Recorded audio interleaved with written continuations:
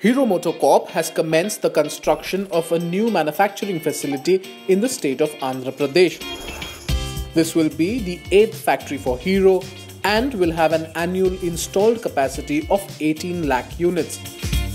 The company will invest 1,600 crore rupees in setting up the manufacturing facility.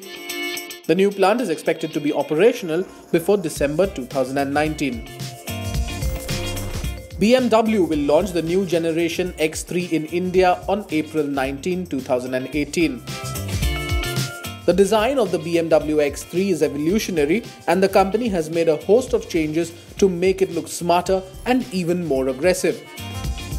It gets a longer wheelbase which ensures there's more space and comes equipped with new technology as well.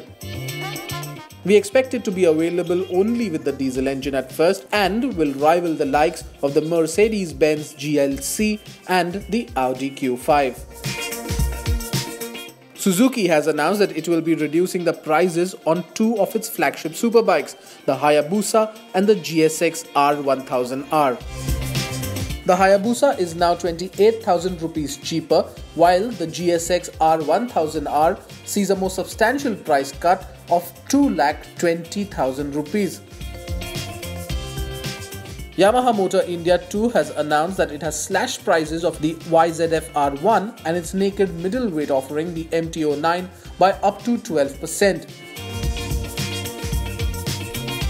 This announcement comes after the government decided to reduce custom duties on CBU motorcycles. We test the very best from the automobile industry, sometimes the worst too, just for you. So all you need to do is watch our videos, subscribe to our channel now.